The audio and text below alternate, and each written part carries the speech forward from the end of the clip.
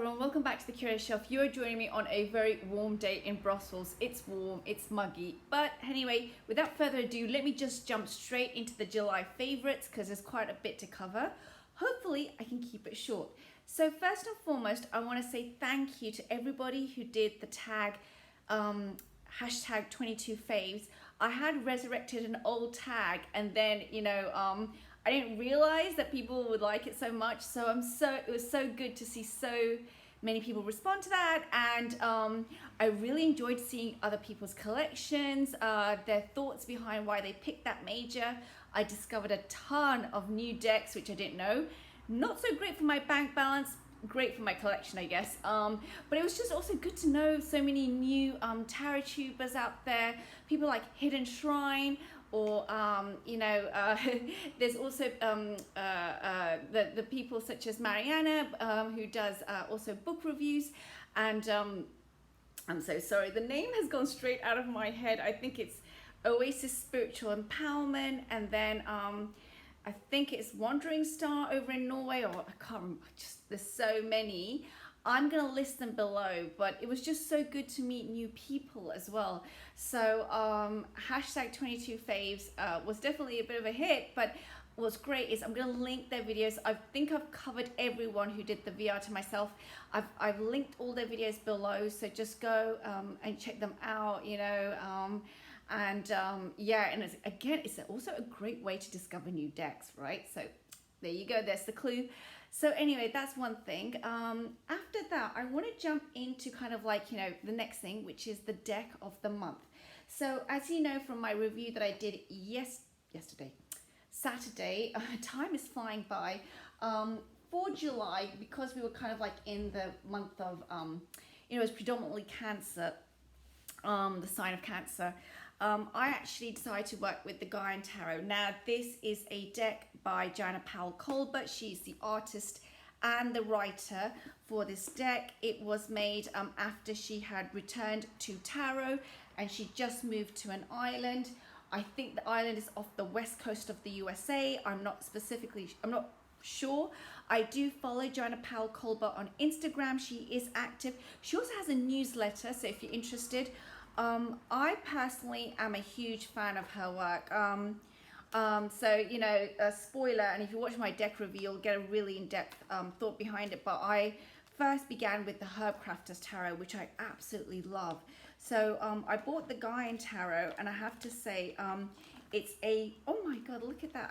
It's a beautiful, beautiful deck. Wait, let me just make, that's the only thing. I'm not a huge fan of Schiffer production. It is a Schiffer deck, and I'm not a huge fan of their production, but anyway, so this is the ones with the really large border at the back, blue border. Look at this beautiful Ace of Earth. Isn't that gorgeous? I just love this deck. I have kept it in its original condition. I've decided to do that for now. I might chop off the borders later.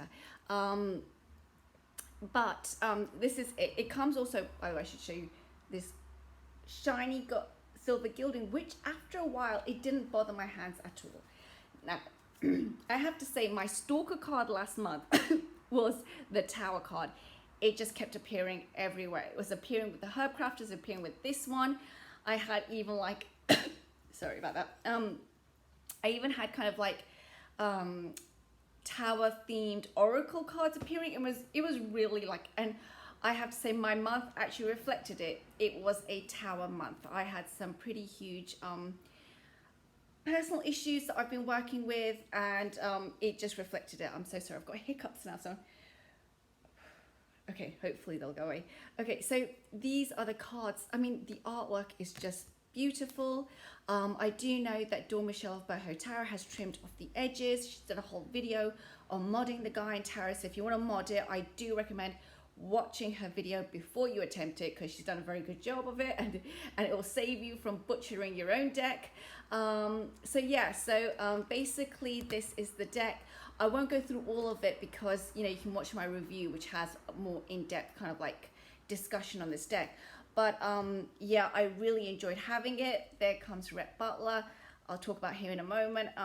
But yeah, I really have enjoyed having it. It will be staying in my collection. I'm not gonna let it go anytime in the future, in the near future, definitely not. Maybe in a while I might reconsider, I don't know. But it comes with an extensive guidebook as well. I just recommend going and checking out my video, which shows you kind of like, you know, more about the deck. Now, I paired it with, again, the Herbcrafter's Tarot. This deck is becoming like, it was in my top 10. You know, when we all did that VR to Katie Flowers, like if I could only keep top 10 decks, this was in there. And later on I was asking myself, did I place it in there because, you know, I'd just come back to tarot and it was one of the first ones I bonded with on my return to tarot. So sorry if the cat's entertaining you more probably at this moment. But yeah, so these are the backs. But when I used the Herbcrafters again this time with the Gaian Tarot, I fell in love with it even more. This deck is just scrumptious. I don't know how else to put it. She sings like a bird. The writing by Letitia Guthrie, her and Joanna Powell, but I know they worked together, and I think they'd also done a retreat together. It just works so beautifully well together, but also the Herbcrafters, the writing from Letitia Guthrie is just, you know, I showed this deck a lot on Instagram.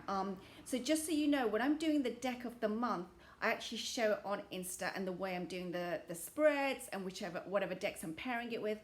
And, you know, I actually was quoting a lot from Letitia Guthrie's guidebook because it is so poetic and so beautifully written. I think she has this gift of spiritually writing, you know, her own journey.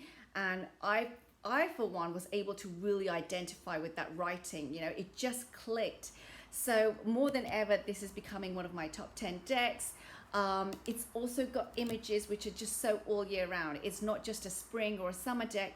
It works also beautifully with these kind of like wintry, burdock, these wintry kind of like warming themes. Here you go, the devil, blackberry. You see here cacao, you know, the hierophant. So again, we just have these warm themes, right, coming through. And I just feel that, you know, and here we have the dandelion as the fool. So, you know, just flying away. I was going to say just whisking away, but whispering away as well. So yeah, this, and then this I think there's a mellowness. That was the word I was trying to find. There's a mellowness in this deck, which when I use this deck, I just feel this calming down. I feel like I'm there having, you know, I'm sipping mint right now. That's how I feel when I see this water. I'm sipping mint. I'm feeling the cool breeze go through. And yeah, and, you know, I feel like this little kid who's trying to pour out the chamomile tea, you know, and wants to also, you know, I mean, she's being helped, obviously, here you can see.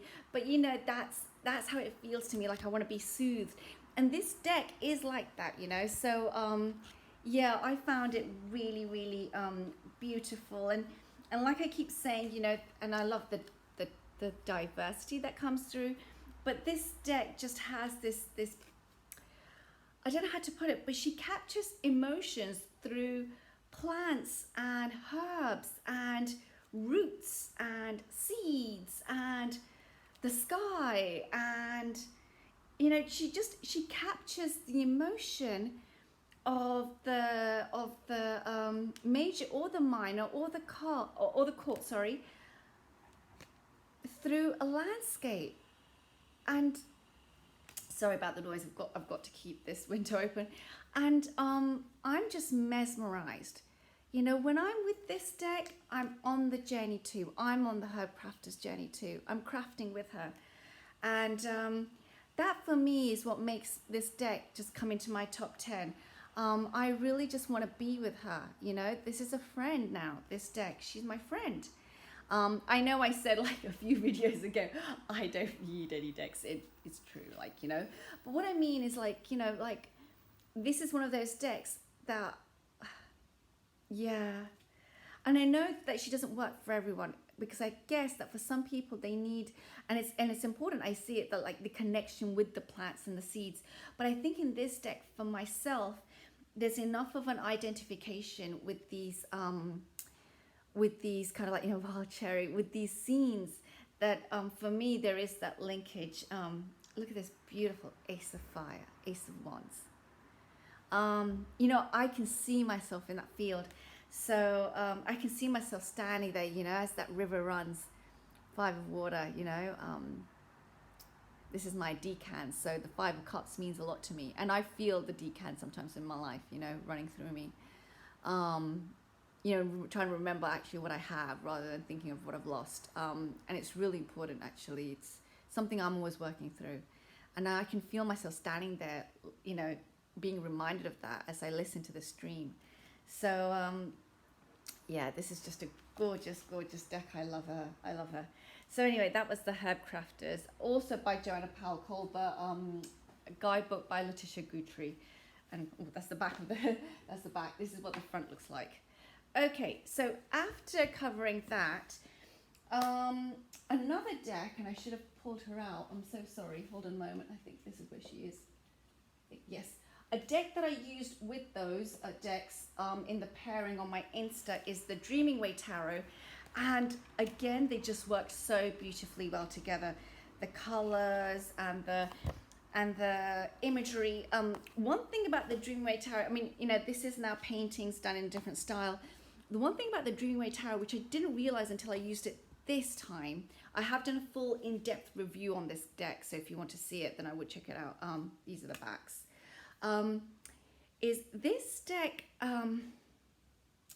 it's very clear, but it's also very unobtrusive. And it's very kooky. So she's got a personality. She's like the guest at a PSA party. She's got a personality. She's kind of like one of those, I would imagine her as like one of those women with these pixie cuts, you know, and they're witty, or they've got kind of like this strength, but it's unassuming, it's unobtrusive, it's very kooky. Their strength is through their weirdness. That's, I don't know, I probably sound like a real weirdo at this moment, but anyway, I'm just trying to say that this deck feels to me like it's like a it's a fun deck, and it's sharp, but it's very clear, and it does give a direct message. But because there's so much air, I feel like an airiness in this deck. It allows room to breathe as I'm doing the journey. Queen of Wands. I have to say the courts in this deck are one of my favorite. It's one of my favorite decks to use for court cards. So if you're doing a court card study, I would recommend getting this deck because there's a lot in there. Fantastic death card. But again, just the way that the dressing. So this is a court. Now this Page of Wands. It's the expressions, right? The dressing in this deck really helps convey the message. So again, you know, it's a dream to it's Dreaming Way Tarot. It's been a dream to work with it, and you know, it's a gem. It's a gem to have in your collection. I definitely recommend it. So she went very, very well with the Herbcrafters and the Gaian Tarot. I've also used this a lot with my Fae decks, this Dreaming Way Tarot, and she works so well as well with the Fae decks. And it's a US Games deck, so very you know, affordable in terms of mass market. Okay, so those are the decks that I really extensively worked with last month. And then let's go into, so these are the decks that came into my collection. Now, these are not all of them, because a bit of a disclaimer here, I buy decks in advance of my birthday and Christmas, because that's what I like to do. So there are some that have been brought in and already wrapped up and put away, so I don't know what's going to happen then. You know, it's going to be a bit of a surprise, because I sometimes even forget, like, did I buy that? Oh yeah, okay. So let me show you. So I bought in May the Lioness Tarot Oracle. Now this is by Alejandro Leon. I can't remember her last name. Sorry, Leona. And no, Alejandro Leona. Sorry, I need to make sure I get the name right. I bought this last May. I won't take it out and show you it because I've shown it, I think, quite a lot now on the channel. I loved this deck. It is an indie deck. It's currently on sale at Tarot NL if you're interested. It's an indie deck, and I bought her in May, and just to try out, and I fell in love with her. I really, really fell in love with her. It's beautiful production quality. So subsequently, in July, this month just gone, I picked up Vision of the Muse. So this is the Oracle deck that kind of like accompanies the Lioness Tarot. And to be honest with you, I had my eye on the Vision of the Muse before even the Tarot deck. I wanted to get this one. So this is another indie deck again. It's part of like the set. And again, beautiful production quality. This matte gold gilding on the side. And these are the cards. And I've done a whole reveal of this. So if you want to see it more fully, you can there. I'm just going to show you a few cards. But the colors pop so well. And because we're into the line season, and I'm going to go into that in a moment, this deck was just like, I really just want to try her. These are the backs. I mean, jewels, huh? So I bought this deck and I have just been enamored by her. I'm so glad I got her. And I really feel like this will also go with a lot of other decks in my collection, which is really important to me. Like they need to harmonize. Otherwise, when they don't, it's easy to buy things and they just, if they're standalone and I know they're going to be standalone, I'm fine with it as long as I'm aware of that when I'm buying it. But I don't like to buy a deck just very, very randomly and then realize, oh, this doesn't go with anything else, and then realize it. That really annoys me. So before I buy a deck, I do really think like, what am I going to pair it with though? Or how do I want to use it? And even if it's just a standalone, then I consciously make the purchase. This deck is just gorgeous, isn't it? Just gorgeous. I think this is an improvement on the tarot, to be honest with you, but that's my own 2 cents worth. So yeah, I really love this deck, and I've just got her in July, so I'm still discovering her. But you know, she's a very sassy deck. That's how I find, like, very sassy personality, very, you know, very big cat energy. He's not jealous though. He knows he's the big cat of this house.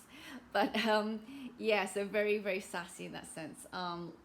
Gorgeous imagery. So there you go. So, you know, I bought that one, and then you can hear drum roll. Okay, she bought another one, didn't she? And it's true. I bought then the last in the set, which is the Stars Divine.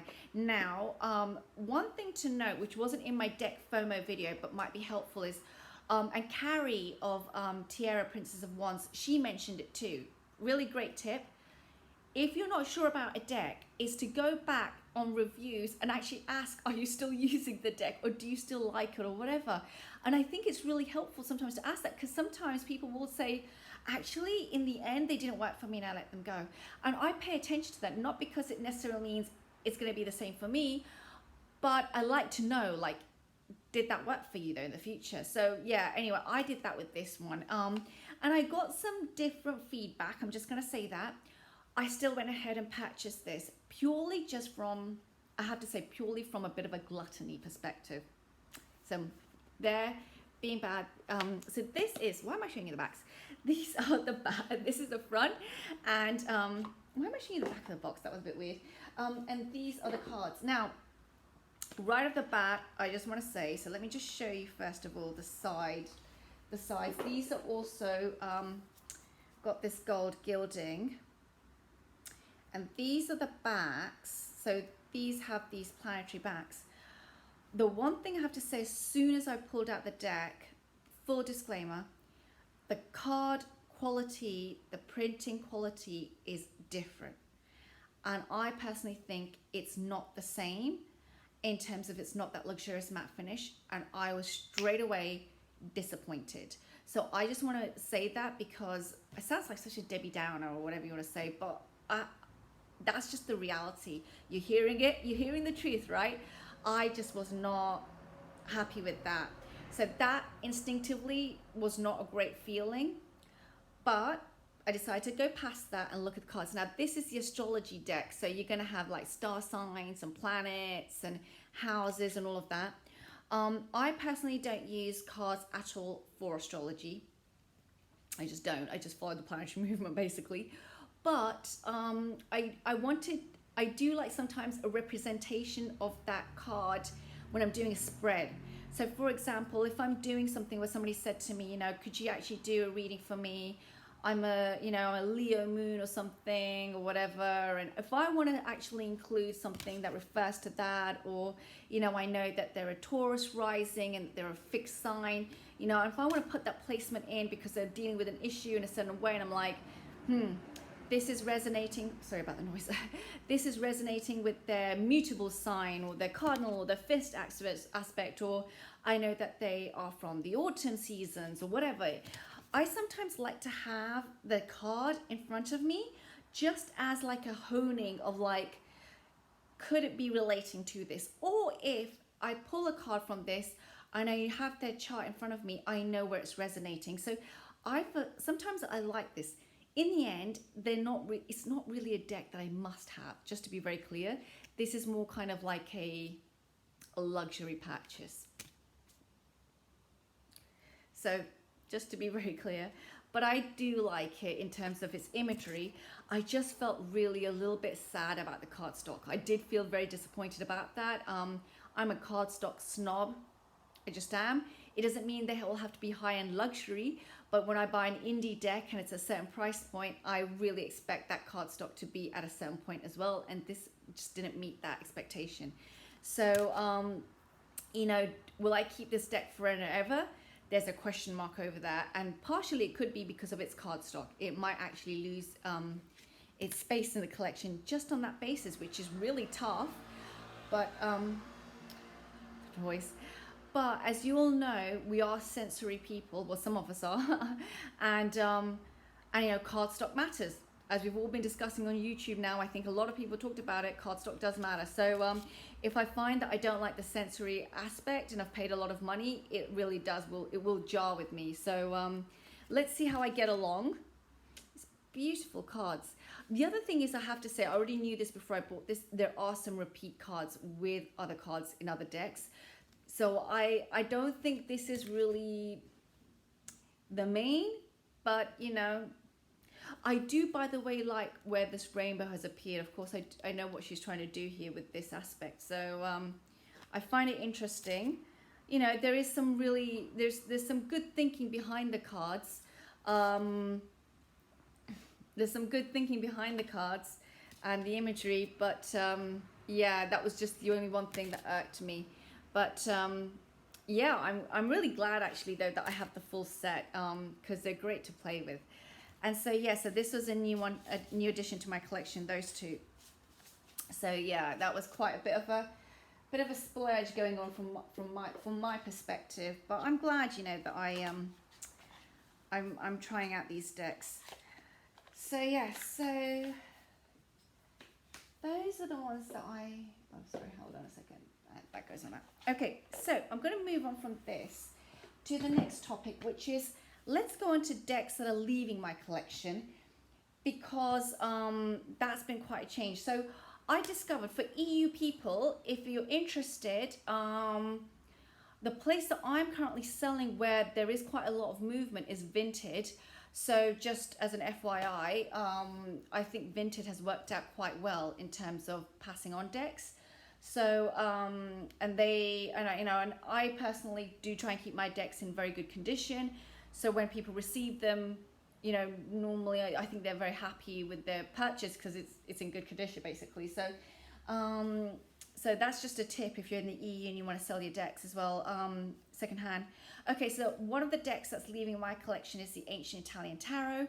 I bought this in 2020, I think, or early 2021. I wanted to buy a deck to work with regarding Marseille. I bought this. The backs are gorgeous. It's a gorgeous deck.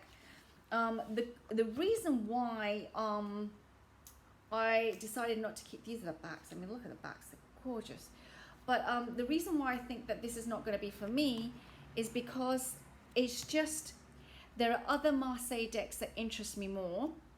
I don't particularly read that much with Marseille. I have been studying Marseille using certain books, but this is just not my Marseille deck, if that makes sense. And I don't want to keep decks just for the sake of it. I think this is in fabulous condition. I think if somebody else is interested, I could pass it on to them. You know, I just I just feel like if I keep it, it'll be just for the sake of keeping it, and it'll just sit on my shelf.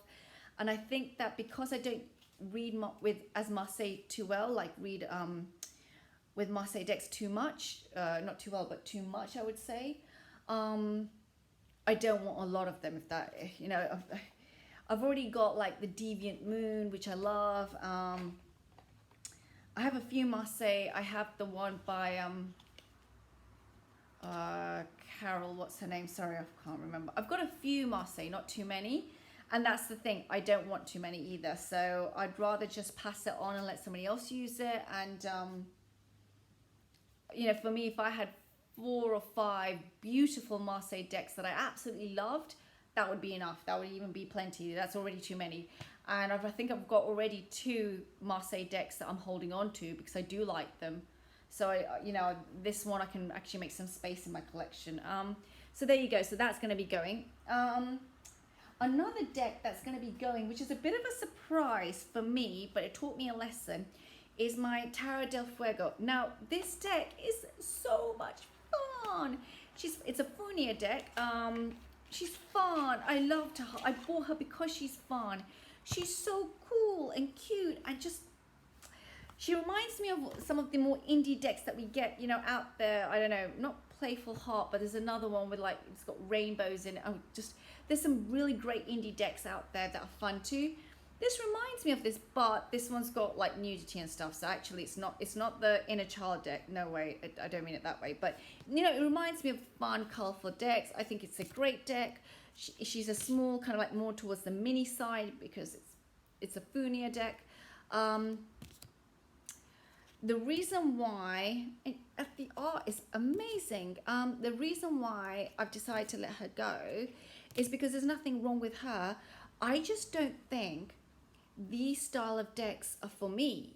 And it's been a bit of a learning curve. I've just realized she goes so well with my white tiger cover back there. But I just don't think these style of decks are for me. And so I bought her and I didn't use her. And I think she's really cool. I love the vibrant colors. But if I'm not using a deck, then I need to let it go because I can make space for something else. Somebody else can enjoy her. It's as simple as that. And I don't think there's anything wrong with these decks either. I just think that she's just not for me. And I don't think this is for me. Don't know what else to say. So there you go. I think she's a great deck though.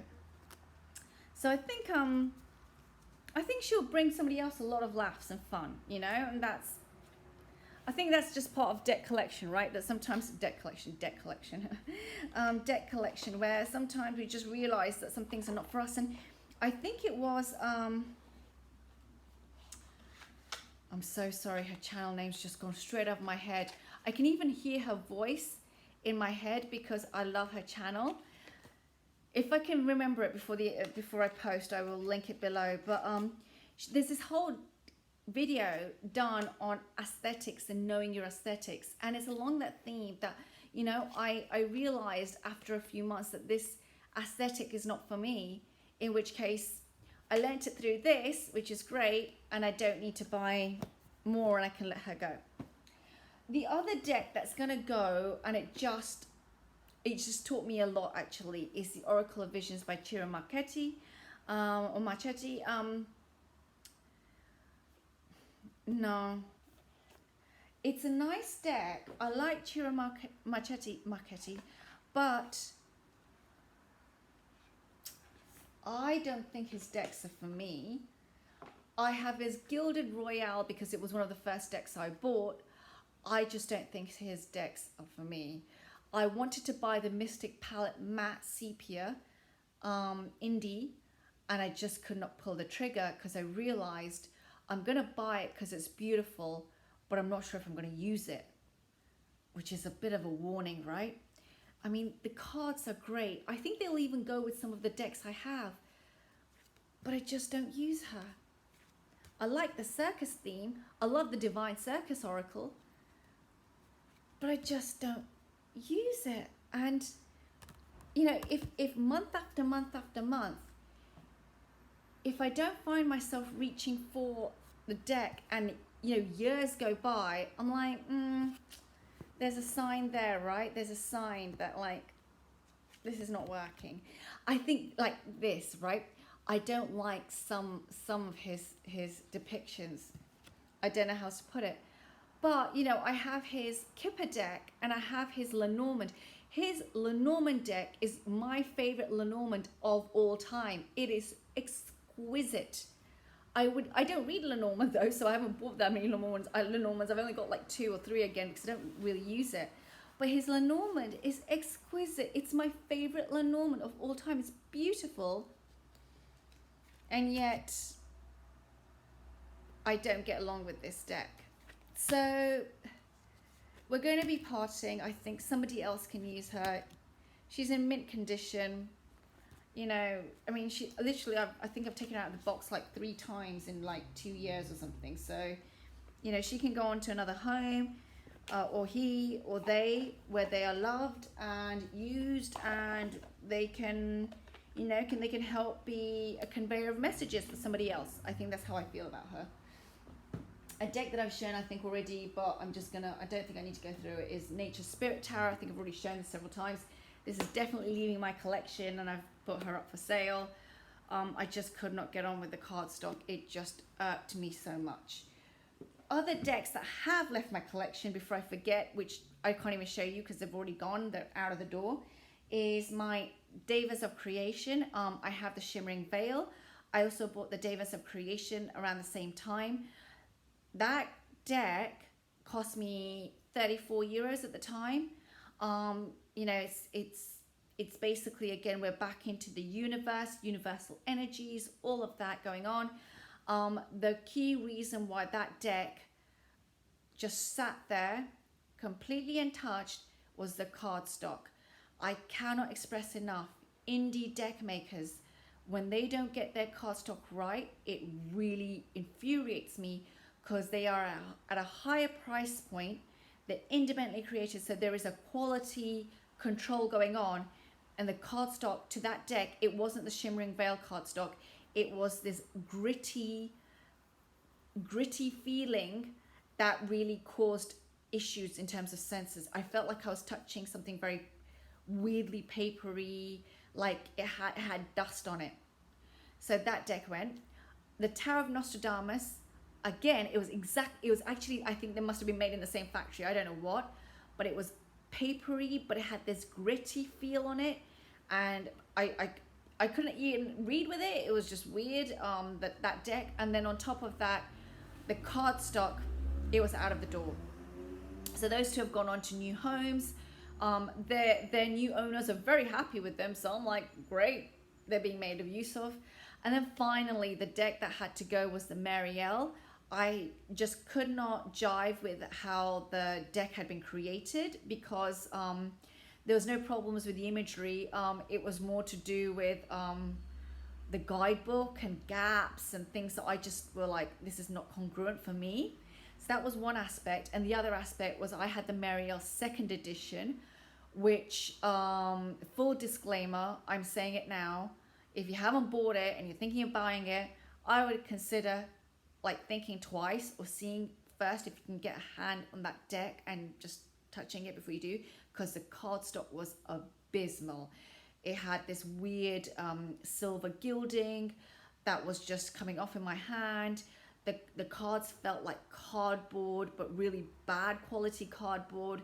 It was such bad production quality, and I have purchased mass market decks at 15 or 20 euro, US Games decks, or Los Scarabeo decks or Llewellyn decks around the same, lesser price point with better cardstock. So that's how I was so unhappy with that whole purchase. And when I feel like that about a deck, so I might try the Marielle again in the future to maybe reconcile with how the guidebook is done, which I was not really overtly impressed with.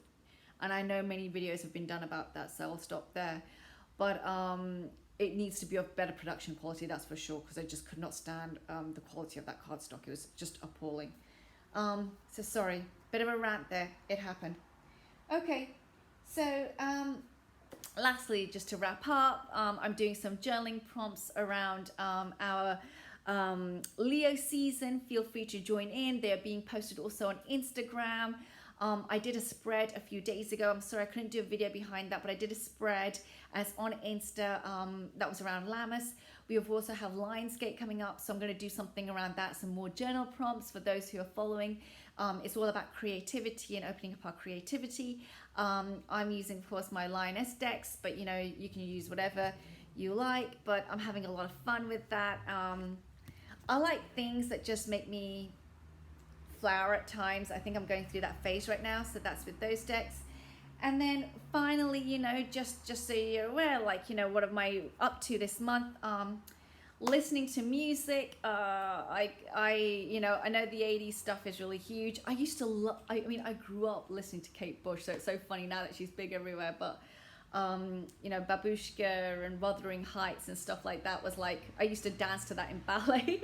So it's funny, Kate Bush is so big now, but I'm also just loving 80s serials. So I'm going through like a whole thing, like of my own childhood. I'm you know, I'm like basically raised in the 80s. So I'm going through a whole childhood of like, you know, what it was like when at like 8 o'clock on a Friday night, the kind of stuff I used to watch, and just watching a lot of that and listening to that kind of music.